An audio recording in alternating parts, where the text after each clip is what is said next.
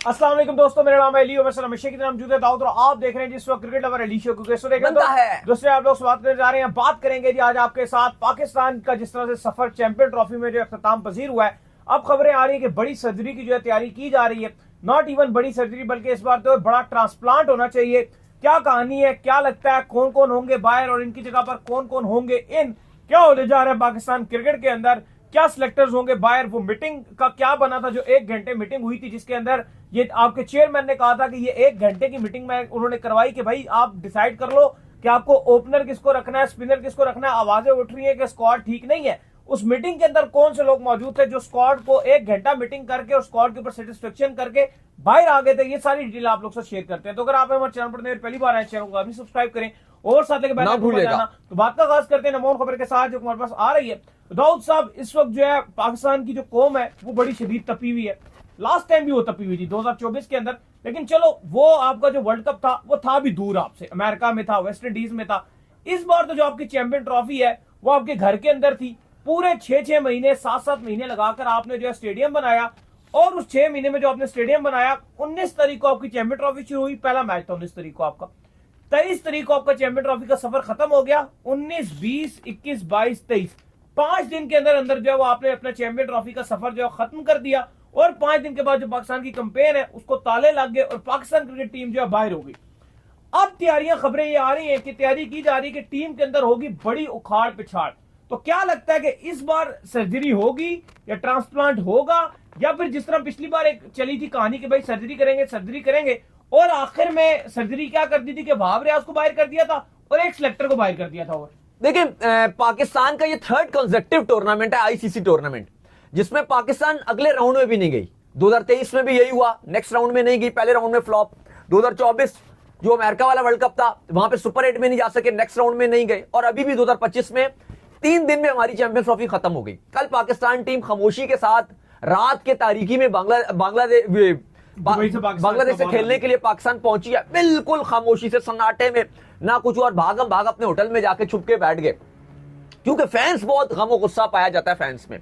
Even fans यहां तक ये बोल रहे हैं कि पाकिस्तान जो बांग्लादेश का मैच है वो हम देखने भी नहीं जाएंगे, और वो कह रहे हैं कि हम मिसाल कायम करेंगे कि बेशक हमने टिकट खरीदे हुए हैं लेकिन हम ग्राउंड में नहीं जाएंगे। बायकॉट उन्होंने चलाया हुआ है। इतना फैंस तपे हुए हैं इनके ऊपर। और जो बच्चे कुछ है वो ये कहते हैं कि हम बांग्लादेश को सपोर्ट करें। अब खबर ये है कि पीसीबी में भी बड़ी तैयारियां की जा रही हैं। सोर्स ये बता रहे हैं कि ये जो बड़े बड़े आपके शाहकार हैं, शोएब अख्तर ने तो बाबर आजम को कहा कि सबसे बड़े फ्रॉड है।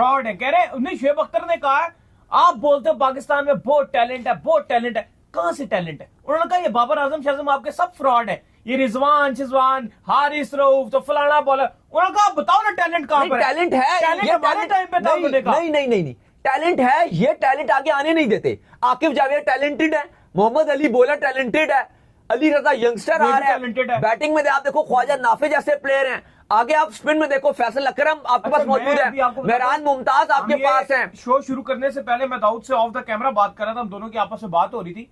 मैंने इनको कहा यार मुझे ये बताओ दाऊद, ये आपका हारिस रऊफ या आपका शाहीन शाह अफरीदी या आपका नसीम शाह या आपका बाबर आजम या आपका मोहम्मद रिजवान, ये 5-6 लोग ऐसे हैं, ये कितना टाइम पाकिस्तान क्रिकेट में सरवाइव कर गए बिना कुछ खास उखाड़े बिछाड़े। 2020 1 साल, 21 2 साल, 22 3 साल, 23 4 साल, 24 5 साल, 25 6 साल, 6 साल हो गए इन्होंने पाकिस्तान के लिए कुछ भी नहीं उखाड़ा। लेकिन इनकी लॉबी इतनी स्ट्रांग है, इनकी सियासत इतनी स्ट्रांग है, इनके पंजे इस तरह से घड़े हुए हैं कि ये पाकिस्तान क्रिकेट से दूर ही नहीं होते हैं। और एक पिछला टाइम होता था कि एक अगर जा रहा होता तो उसकी लाइन ले, उसका नंबर लेने के लिए 3-3 खड़े होते। एक आईसीसी इवेंट अगर किसी का खराब होता था तो वो आपको अरसा दराज नजर नहीं आता था। अब अली साहब खबरें ये आ रही हैं कि बाबर आजम हो गए, रिजवान हो गए, शाहीन हो गए, हारिस रऊफ हो गए, नसीम शाह हो गए, ये जितने बड़े बड़े नाम हैं इन सब की छुट्टी होने जा रही है, इन सब को ड्रॉप किया जाएगा। और जो पाकिस्तान की न्यूजीलैंड की सीरीज है उसमें इन सब को निकाला जाएगा। उससे पहले उन्हीं की बात की है, उससे पहले जो सिलेक्शन कमेटी है उसके भी मेंबरान रिजाइन करने जा रहे हैं। सिलेक्शन कमेटी के मेंबरान रिजाइन करेंगे क्योंकि उनको पहले कह दिया जाएगा कि आपको हम सैक कर रहे हैं। क्योंकि उसकी वजह है दाऊद, उसकी वजह यह है कि जब ये टीम अनाउंस हुई, ठीक है, टीम के ऊपर बड़ी तनकीद हो रही थी, जो आपके चेयरमैन है उन्होंने ये, मैं आपको ऑथेंटिक खबर बता रहा हूं, उन्होंने आगा को पिक किया, रिजवान को लिया, सिलेक्टर्स को बिठाया, आकिब जावेद मौजूद थे उसमें, सिलेक्टर्स को बिठाया, आकिब जावेद की सरपरस्ती में उन्होंने कहा तुम मीटिंग करो एक, मैं इसके अंदर इंटरफेयर नहीं करूंगा, मीटिंग करो एक, और इस मीटिंग के अंदर ये डिसाइड कर उठो कि मुझ तक ये खबरें आ रही हैं, तुमने स्क्वाड सही पिक नहीं किया, इसके अंदर एक ओपनर डालो, इसके अंदर एक प्रॉपर स्पिनर डालो, ये मुझ तक खबरें आ रही हैं। लेकिन अगर तुम स्क्वाड को तब्दील नहीं करोगे, अपनी जिम्मेदारी लोगे, मैं इंटरफेरेंस नहीं करूंगा, तुम्हारी मर्जी, लेकिन एक बार बैठ के मीटिंग करो। ये इतने ढीठ हैं, ये 1 घंटा मीटिंग चली, ठीक है, 1 घंटा मीटिंग चली, ये लगातार 1 घंटा मीटिंग हुई, और उस मीटिंग के 1 घंटे के बाद ये सारे उठकर आपस में सेटिस्फाई होकर बाहर आ गए। और उन्होंने ये भी कहा था चेयरमैन ने कि जो फहीम अशरफ की इंक्लूजन है उस पर कहा जा रहा है जी कि बहुत पॉलिटिकली कोई इंटरफेरेंस है या कुछ भी है, तो उस पर भी अगर नजरसानी हो सकती है तो आप देखिए। बाकी अगर किसी की इंक्लूजन अगर कोई सिफारिश बेस पे हुई है तो आप एक और बार देखिए, स्पिनर की जरूरत है तो वो भी कीजिए, लेकिन आकिब जावेद और रिजवान दोनों का एक मौकफ था, और वो मौकफ ये था कि हम नहीं चाहते कि किसी को भी बाहर करके कॉन्फिडेंस खराब किया जाए।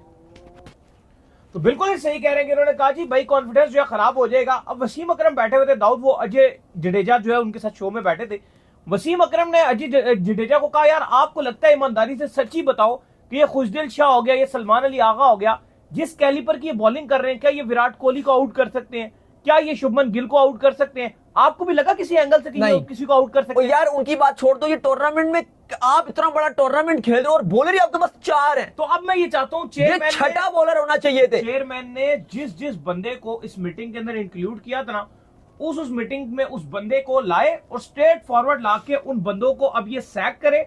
और ये जो दाऊद साहब इतने सालों से ये जो हमें चिमड़े हुए हैं ना, ये बाबर हो गया, ये रिजवान हो गया, ये शाहीन हो गया, ये नसीम हो गया, इवन ये हारिस हो गया, इवन ये शाहीन के हवाले से भी लोग ठीक ही कहते थे ये टीम के अंदर रहकर मामला खराब ही करता है। ये जितने 5 के 5 लोग हैं ना, अगर ये टीम में से ना निकले तो ये इस टीम को चाट देंगे, धीमक की तरह इस टीम को चाट के खराब कर देंगे। कितने इन्होंने आईसीसी इवेंट आपको मरवा दिया, आप उंगलियों पे गिनते जाएं, आप हैरान हो जाएंगे। 2021 गया, 2022 गया, 2023 के 2 इवेंट गए, 2024 का वर्ल्ड कप गया, 2025 की चैंपियन ट्रॉफी गई। ये मतलब ये कब करेगा? फिर हफीज की बात ठीक थी ना इसके बाबर के बारे में, उसने कहा मुझे बताओ कि कब बाबर आजम ने आपको सेना के अंदर जाकर किसी इंग्लैंड के banking man of the series हुआ हो, कोई इंडिया के खिलाफ कोई बड़ा मैच आपको जितवा दिया हो, कुछ कर दिया हो। फिर बाबर आजम के वालिद साहब आ जाते हैं, वो ऐसे ट्वीट करते हैं, लोगों का और खून गर्म होता है, मेरे जैसे भी नहीं, फलाना भी नहीं। वो कह रहे हैं जो लोग टीवी में बैठे हुए हैं उन्होंने अपने टाइम पे कुछ भी नहीं किया था। भाई अपने टाइम पर जो आपके बेटे साहब ने किया, अकेले एक बॉल किया ना, उनसे तुम्हारे एक कैरियर पे भारी है, ये वो 100 गुना बेहतर है भाई। कभी भी ऐसा नहीं हुआ। एक बार हम बाहर हुए तो 2007 का जो वर्ल्ड कप था, आपको कोहराम मच गया था जब पाकिस्तान बाहर हुआ था, नेक्स्ट राउंड में नहीं जा सका था वेस्ट इंडीज वाले वर्ल्ड कप में। अब तो 3 बार ऐसा हो गया लगातार कंसेक्टिव, 3 बार के अगले राउंड में जा ही नहीं सके, और पाकिस्तान में आई चैंपियंस ट्रॉफी। नहीं, उस टाइम के ऊपर टैलेंट भी इतना ज्यादा था कि अगले टैलेंट के लिए जगह बनाना मुश्किल हो जाता था। उस टाइम आपको ओपनिंग का बेशक मसला चलता था, मिडिल ऑर्डर इतना तगड़ा था ना यार, इंजमाम, मोहम्मद यूसुफ, उसके बाद यूनस खान, ये सारे इतने तगड़े बैट्समैन थे कि अगले की जगह नहीं बनी।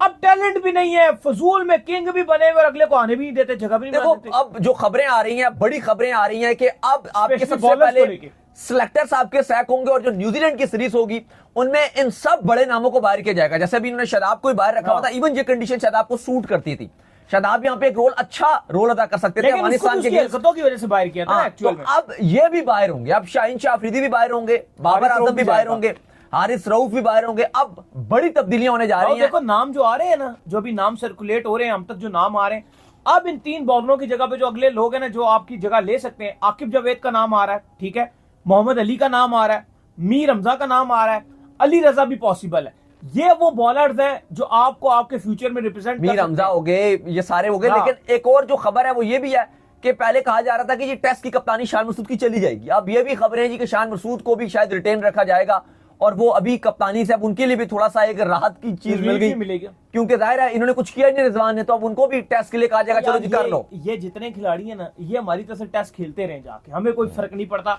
पाकिस्तानी के जो मेन अवाम देखना चाहते हैं, हमें पता है इन्होंने WTC। अच्छा अली ये बताएं, हम ODI और T20 रिजवान की देखते हैं। मुझे, क्योंकि मैं आपको अपनी पर्सनल भी बताऊंगा कि मुझे क्या लगता है, क्या आपको लगता है कि रिजवान की जो कप्तानी है वो जाएगी? मुझे पर्सनली लगता है दाऊद कि शायद रिजवान की कप्तानी ना जाए। मैं ये चाहता हूं कि रिजवान की कप्तानी बेशक आपने ODI में रखनी है ना, अभी 27 दूर है ना, वो आप रखें, लेकिन आप ये बहाने ना बनाए कि यार अभी हमारा ये आ गया। मैं चाहता हूं पहली फुर्सत में इस बाबर और रिजवान को T20 से हर सूरत निकालो ही निकालो। अगर आपको टीम बचानी है T20 में हारिस को कप्तान बना सकते हो, दोनों को निकालो। यार आपका आगा का आपने किया था, लेकिन आगा के चलो रन उस टाइम पे नहीं आए थे। आगा फिर भी बेहतर मुझे लगता है कि आगा ऊपर के नंबरों में बैटिंग कर लेगा। T20 में नंबर 3 या 4 बैटिंग करे तो वो बेहतर हो सकता है। यार एग्रेसिव माइंडसेट चाहिए। यकीन करो अभी शादाब ने अपना काम खराब किया हुआ है। मैं कहता हूं कि शादाब जैसा जो एग्रेसिव माइंडसेट अगर आपको मिले ना कप्तानी के अंदर, कप्तानी में, वो आपकी टीम को नेक्स्ट लेवल पे लेके जा सकते हैं। लेकिन अभी उसका काम चूंकि खराब चल रहा है, उसकी भी इंटरेस्ट वो बैटिंग में करके दिखा देते हैं शादाब आपको। अगर आप शादाब को कप्तानी दो T20 की, वो एक बेहतर चॉइस है। डिफेंसिव पन, सियासतपन, ये सब कुछ T20 की टीम से भी निकालना है ना, बाबर, रिजवान, शाहीन, इन 3 बंदों को निकालो। नहीं, आपको निकालना पड़ेगा। और अली सबसे ज्यादा जो आपके लिए नुकसान वाली चीज बन रही है वो आपकी बॉलिंग है। हाँ ना। और आपको हर बड़े टूर्नामेंट में अब सवाल भी किया गया आकिब जावेद से कि यार ये हमारे बॉलर्स जो हैं ये हर मैच में 80-80 रन खा रहे होते हैं, क्रूशियल मैचेस में 6 ओवरों में 70 रन चेस करवा देते हैं। तो उन्होंने कहा, इतना बोंगा सा जवाब दिया। उन्होंने कहा देखें जी, बात यह है कि ये मॉडर्न डे क्रिकेट हो गई है, यहाँ पे बॉलर्स को मार पड़ती है। हमारे जमाने में अगर 60 रन भी बॉलर को पड़ जाता था तो 6-6 महीने वो परेशान हो जाता था। अब वो बात नहीं है। अगर ये 6 ओवरों में 70 चेज हो रहा है या 350 बन रहा है, तो आप उन 2 बॉलरों के ऊपर फोकस ना कीजिए जो 80-80 रन दे रहे हैं। आप बल्कि पूरी टीम के ऊपर फोकस कीजिए, पूरा प्लान के ऊपर फोकस कीजिए।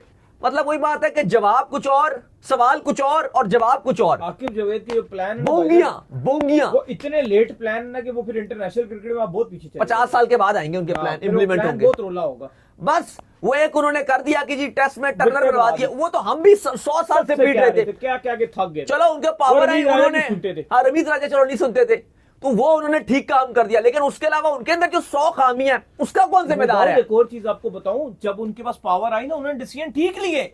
उन्होंने टीमें भी बड़ी सिलेक्ट की, उन्होंने सुफियान मुकीम को भी चांस दिया, ये भी किया, वो भी इवेंट में आके ठुस हो गए। मेन इवेंट में आके ठुस, इवेंट में आके ब्लंडर नहीं पिक कर रहे थे। सीरीजों में सारे सुफियान मुकीम, और आप ऑस्ट्रेलिया में हराया, जिम्बाब्वे साउथ अफ्रीका में हराया। लेकिन सारा कुछ करने के बाद जब इवेंट में आए ना, वही दोबारा गलती करके वही सारी ब्लंडर। इवेंट में तो बहुत ही बड़े ब्लंडर यार, स्पिनर ना पिक करना, ओपनर ना लेके जाना, सारा मलबा ये डाल देना जी कि साइम अयूब अनफिट हो गए तो हम क्या करते। लेकिन हकीकत बात ये नहीं है, बहुत कुछ आपके पास था। लेकिन अब खबरें यही हैं कि अब अगली सीरीज में ये बड़े बड़े जो नाम है इन सब की छुट्टी होने जा रही है। और अब एटलीस्ट पाकिस्तान, क्योंकि T20 का नेक्स्ट इवेंट है, 6 महीने बाद एशिया कप है, फिर आपका T20 वर्ल्ड कप है। और उसमें खबरें यही हैं कि यंगस्टर्स को चांस दिया जाएगा। जैसे भारत ने अपनी नई टीम बनाई है, कल का मैच, परसों का मैच देखने के लिए इंडिया पाकिस्तान का, उनके सारे प्लेयर आए हुए थे। कप्तान सूर्या थे, तिलक वर्मा, अभिषेक शर्मा थे, ये सब आए हुए थे। तो अब हमारा भी होना चाहिए कि हमारे जब T20 टीम खेल रही हो तो ये जो हमारे सीनियर है ये खाली मैच देखने के लिए आए हो, तब अब मजा आएगा। सही बात है। ये जरा बैठे, ये भी थोड़ा एंजॉय करें। उनका ताल्लुक भी पाकिस्तान से, जिनके हम नाम ले रहे हैं, उनका ताल्लुक युगांडा से नहीं है। अब उनको भी खेलने का मौका दें। तो उम्मीद करते हैं आज हमारे शो आपको आएगा पसंद। वीडियो को लाइक कीजिए, हमारे चैनल को सब्सक्राइब कीजिए, साथ में बेल आइकन को बजाइए। एक और काम कर लीजिए, और वो ये कर लीजिए कि आप जब इंस्टाग्राम के ऊपर जो वो जाइए और जाकर इनको फॉलो, इंस्टाग्राम पे मुझे फॉलो कर लीजिए, वहां पे मैं मौजूद हूं, दाऊद क्रिकेट के नेम से। अगर आपको कोई सवाल हो तो भेजिएगा, उनको भी फॉलो कीजिए। मुझे फॉलो कीजिए, मौजूद ऑफिशियल के नाम से लिंक डिस्क्रिप्शन में मौजूद है, जाइए फॉलो कीजिए। फिर आप सुनते हैं नेक्स्ट वीडियो। तब तक अल्लाह हाफिज़, बाय बाय।